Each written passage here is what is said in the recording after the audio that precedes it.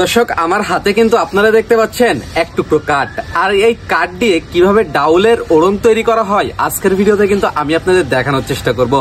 আমার পাশে যে ভাই দেখতে পাচ্ছেন, এই ভাই কিন্তু দীর্ঘদিন যাবত ধরে ডাউলের ওড়ং তৈরি করে আসতেছে।